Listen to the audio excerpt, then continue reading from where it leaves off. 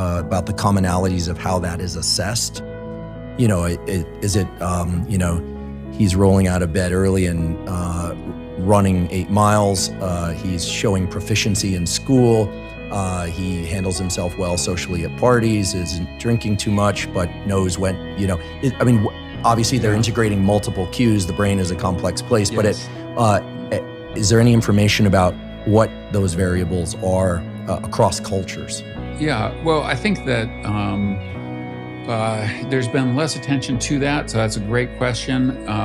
One of the things that we do know across cultures is that women attend to the attention structure. So the attention structure is a key determinant of status. So the people who are high in status are those to whom the most people pay the most attention. So the attention of others to them, not how well a given potential mate can focus and pay attention necessarily. Yes. Yeah, exactly. And but women look. Is the guy, even in the modern environment, is the guy spending 8 hours a day playing video games, eating Cheetos and drinking beer, or is he devoting effort to his professional development? So hard work, ambition. Does he have clear goals, or is he in an existential crisis, not knowing what he's going to do with his life? So those are some of the qualities that people look for. And also, women use what's called in the literature mate choice copying.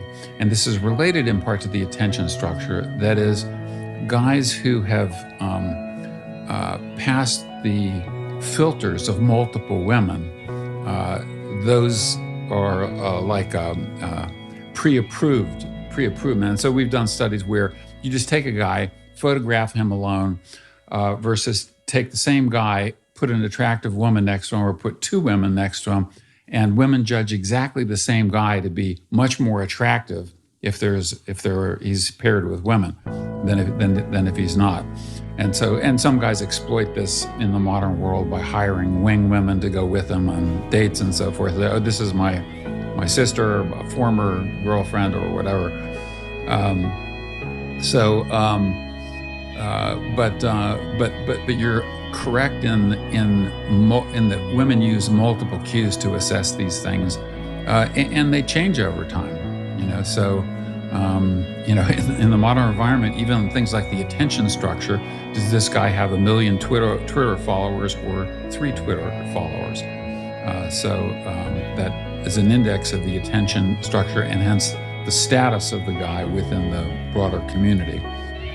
And from an evolutionary perspective, it's reasonable that women would prioritize these qualities because of the tremendous asymmetry in our reproductive biology, namely that fertilization occurs internally within women, not within men. Women bear the burdens of the 9-month pregnancy, which is metabolically expensive, as well as creating opportunity costs in terms of mobility and solving other tasks that people need to solve in the course of their lives. And so one way to phrase that is that the costs of making a bad mate choice are much heavier for women when it comes to sexual behavior, certainly, because the benefits correspondingly of making a wise mate choice are higher for women in the sexual context. But as I said, we have mutual mate choice in our species, and so what do men value more than women?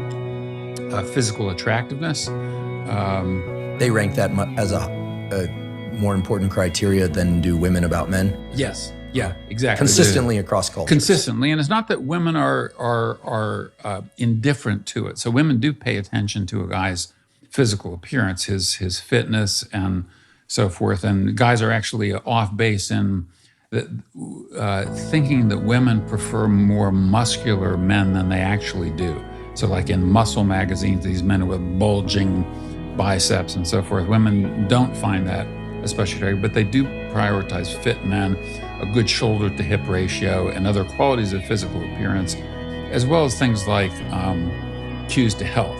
So physical appearance provides a wealth of information about a person's health status, but also provides for men a wealth of information about a woman's fertility.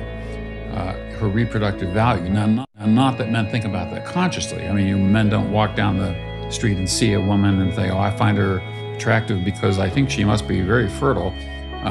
Maybe a few weird people do that, but most men it's like they just find those cues attractive. And the cues are cues associated with youth and health, because we know that youth is a very powerful cue to fertility and reproductive value. So men prioritize physical appearance, and in the field of psychology, it used to, I was taught when I was an undergraduate that you can't judge a book by its cover, that physical attractiveness was infinitely arbitrary, infinitely culturally variable, and it's simply not true. We know now, based on the last 20 years of scientific studies, that the cues that men find attractive in women are not at all arbitrary. There is some variation across cultures, like in relative plumpness versus thinness, but things like clear skin, clear eyes, symmetrical features, a low waist to hip ratio, full lips, lustrous hair. All these are qualities that are associated with youth and health, and hence have evolved to be part of our standards of attractiveness. And so it's not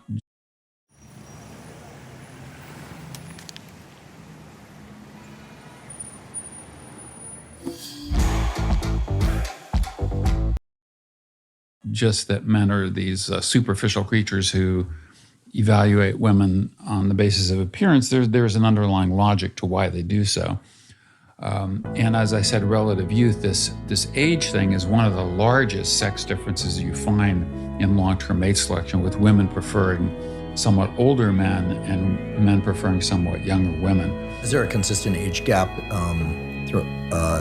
to relate to that statement? Yes, there is. So the age gap, though, depends on the age of the man. So we can document this. So in my studies, what we found is that men preferred women who were about 3 to 4 years younger than they were on average. And I'll qualify this in a second. Women preferred guys who were about 3.5 to 4.5 years older than they were. So there was a sex difference going in the opposite direction.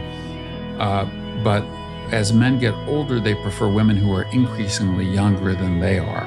So one way to gauge this, so there are actual marriage statistics, and then there are expressed preferences, and both sexes kind of converge. So if you look at first marriage, second marriage, third marriage, as if people get divorced and remarried, average age gap is, in America anyway, is 3 years at first marriage, with the guys being older, 5 years at second marriage, and 8 years at third marriage. So that is, as men are getting older and getting divorced and remarrying, they are marrying women who are increasingly younger than they are. In terms of preferences, it's also expressed in preferences. So it doesn't go down. So like a 25-year-old man would say prefer a woman who's 20 or in her early 20s. 35-year-old man might prefer a woman who's in her late 20s or early 30s. 50-year-old man might prefer a woman who's, say, 35 to 38. So the preferences do go up, but the gap gets increasingly larger. And the reason that you don't see things like why aren't men preferring women? So peak fertility in humans is around age 24, 25. And so you say, well, why aren't the 60-year-old men prioritizing 25-year-old women? Well, as I mentioned, it's a reciprocal mutual mate choice phenomenon. She constrains the equation too. She constrains it, but also marriage and long-term mating are things other than reproductive unions in the modern environment. That is, you're supposed to do things as a couple, and if you get too large an age gap, then essentially you're in different cultures. You grow up with different songs, and if the cultural gap gets too large, you don't understand each other. So there are constraints on that. But if you look at contexts where there are no constraints of that sort, so historically kings, emperors, despots, et cetera. And I'll give one more modern example.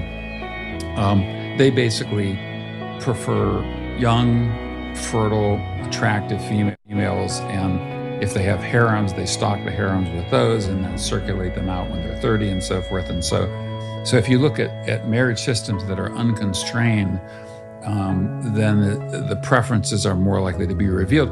Or within cultures, that is, if you look at men who are in a position to get what they want. So as Mick Jagger noted, you can't always get what you want, but if you try sometimes, you get what you need. I hear that most of the time he got what he needed. Right. Yeah. He got what he wanted. Right. And maybe what he needed. But he was in a position, I don't know if he still is, he's in his 70s now, but he was in a position, as was, let's say, Rod Stewart, to take another example, or Leonardo DiCaprio.